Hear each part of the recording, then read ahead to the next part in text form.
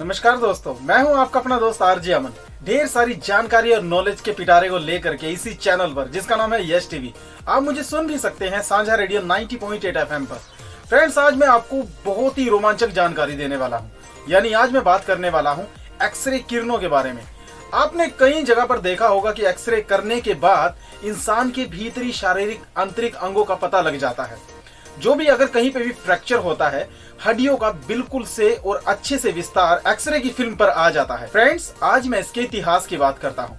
सबसे पहले जर्मनी में शुरू हुआ इसका इतिहास। दोस्तों, इसके जन्मदाता थे एक प्रोफेसर, जो कि एक भौतिकी के जाने माने विश्वविख्यात ज्ञाता थे।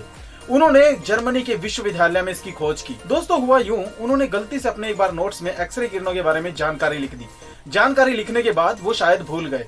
उसके बाद जब बुलेटिन में उनके नोट्स को पढ़ा गया, तब वहां के विद्यार्थियों ने इस पर ऑब्जेक्शन उठाया और कहा कि ऐसी तो कोई चीज बन ही नहीं सकती जो कि किसी भी चीज के आर पार होकर के फोटोकॉपी उसकी हो जाए।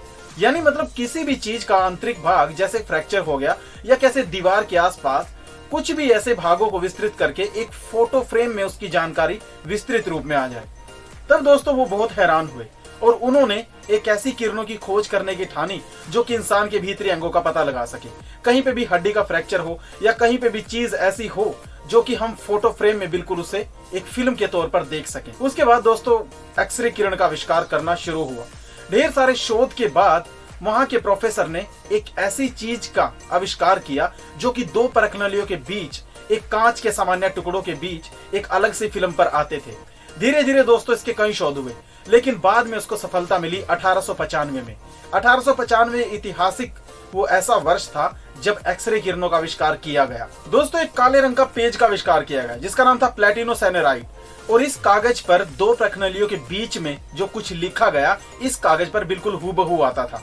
फिर क्या दोस्तों, रंटजन ने, जो कि इसके वैज्ञानिक थे, उन्होंने इसका आविष्कार करना शुरू किया। तब जाकर के एक ऐसी मशीन इजाद की जिससे कि इसका आविष्कार होता चला गया। शुरुआती दौर में इनको अज्ञात किरणों के नाम से जाना जाता था, क्योंकि एक्सरे एक जर्मनी भाषा का शब्द है जिसका मतलब होता है अज्ञात किरणें। धीरे धीरे दोस्तों इसके काम में तरक्की होती चली गई। इंसान की कहीं भी हड्डी टूट जाती थी या फिर उसमें फ्रैक्चर हो जाता था, तब एक्सरे किरणों की सहायता से इसको देखा जाता था और तब जाकर के ये सफलता हाथ लगी। जर्मनी में दोस्तों इसके वैज्ञानिक का नाम था प्रोफेसर रंटजन, और इनके नाम के बाद ही इनका नाम रंटजन किरणें रखा गया था। लेकिन समय के बदलाव के चलते इनको एक्सरे मान लिया गया। तब से दोस्तों एक्सरे किरणें का आविष्कार हुआ। तो कैसी लगी आपको एक्सरे किरणों के बारे में जानकारी, आप कमेंट बॉक्स में कमेंट करके जरूर बताइएगा।